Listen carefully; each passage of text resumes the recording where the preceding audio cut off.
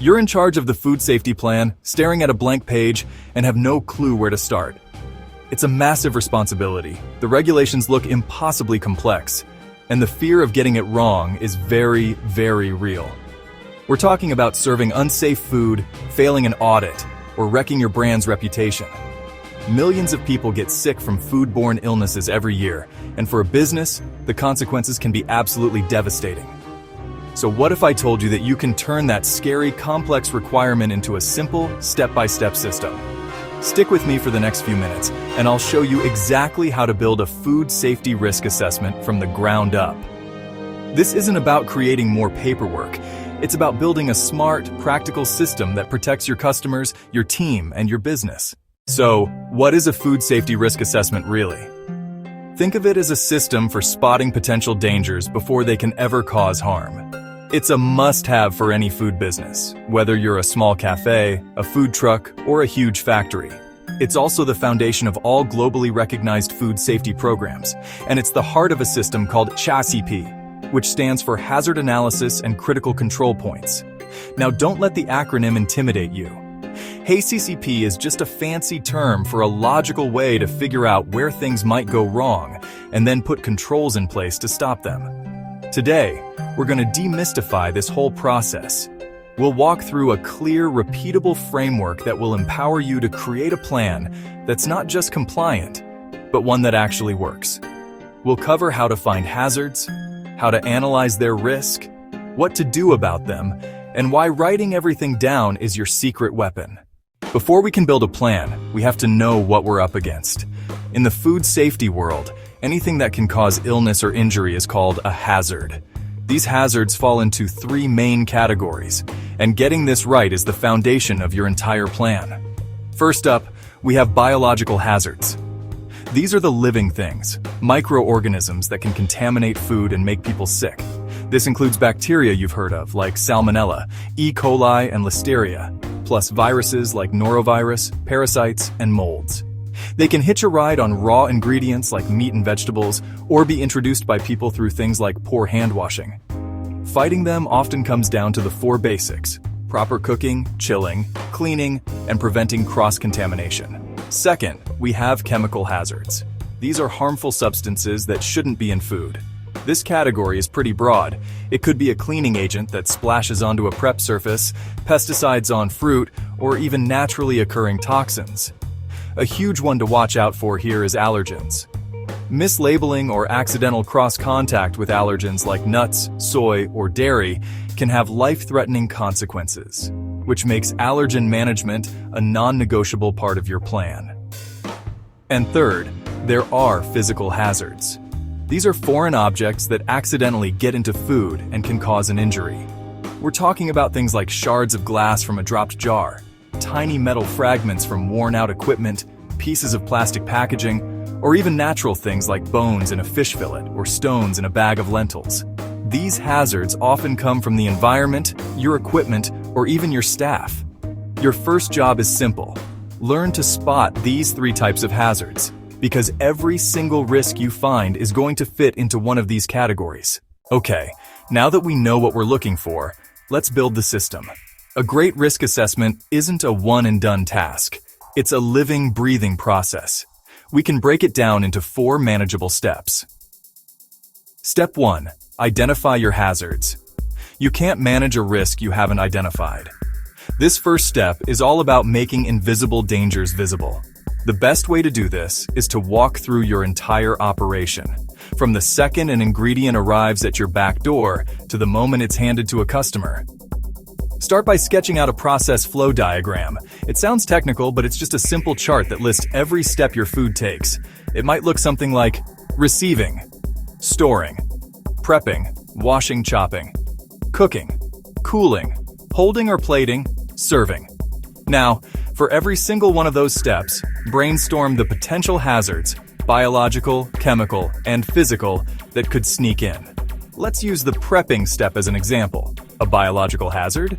An employee handles raw chicken, then touches ready-to-eat salad greens without washing their hands. That's classic cross-contamination. A chemical hazard? Someone sprays a sanitizing chemical on a counter right next to an uncovered bowl of food. A physical hazard? A small piece of a worn-out plastic cutting board breaks off and gets mixed into a batch of diced onions.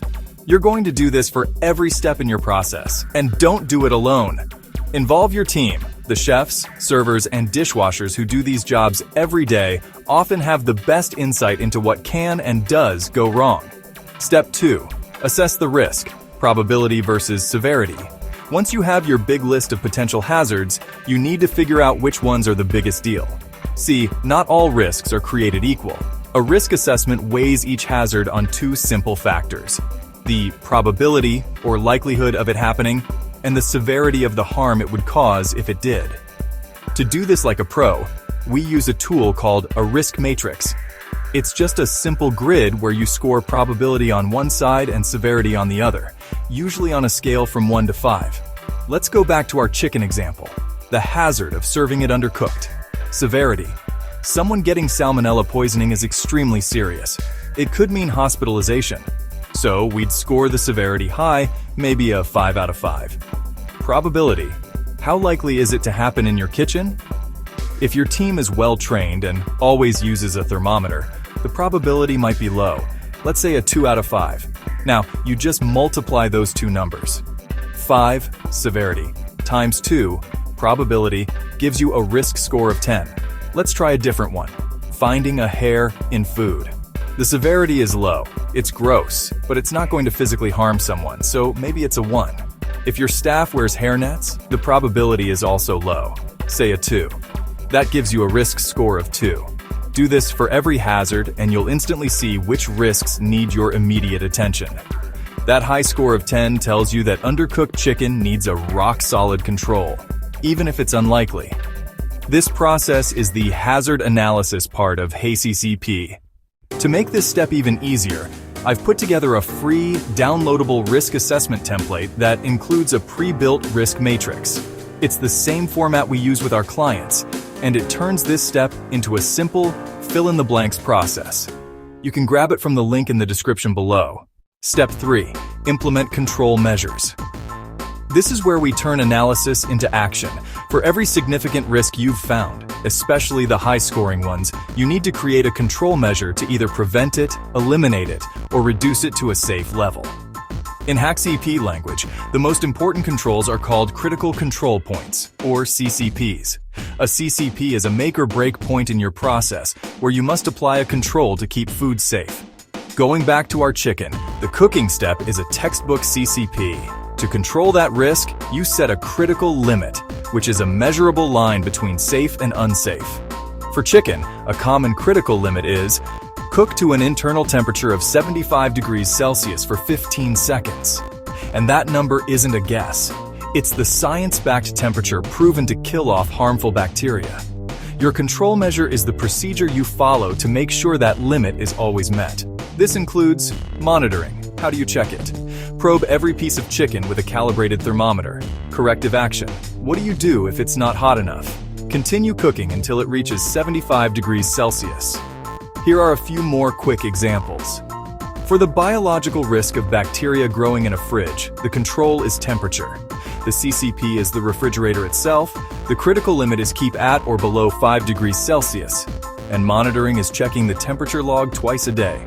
For the physical risk of metal in ground meat, a control could be running the meat through a metal detector. The CCP is the detector, and the critical limit is 0 metal found.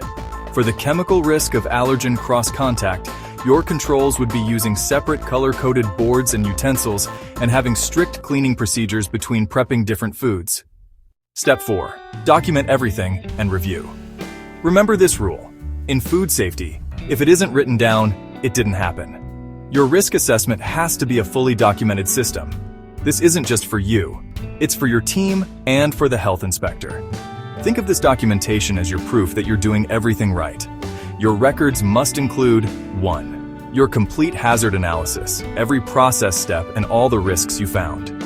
2. Your risk matrix showing how you scored each hazard. 3. A list of your critical control points, CCPs, and their critical limits. 4. Your monitoring logs like temperature charts and cleaning schedules. 5. Records of any corrective actions you had to take. 6. Notes on employee training, so you can show that everyone knows the rules. This paperwork builds accountability and ensures everyone is on the same page. Finally, your risk assessment is not a dusty document that sits on a shelf. You have to review and update it regularly, at least once a year, and definitely anytime something changes. Got a new oven? Added a new dish to the menu? Switched suppliers? Each of these means you need to revisit your plan to see if you've introduced new hazards or if your risk levels have changed. Alright, let's recap the game plan. You start by understanding the 3 hazards: biological, chemical, and physical. Then you follow the 4 core steps. First, you identify where those hazards could pop up. Second, you assess the risk of each one with a simple score. Third, you implement powerful controls, especially at your critical control points. And finally, you document everything and review your plan regularly. See, when you break it down, it's not so scary. By following this framework, you go from feeling uncertain to being in control. You're not just reacting to problems, you're preventing them from ever happening. This is how you protect your customers, build unshakable trust in your brand, and create a business that's built to last on a foundation of safety and quality. Thanks for watching. If this guide was helpful, hit that subscribe button for more practical food safety tips. And don't forget to download the free risk assessment template from the link below to get started today.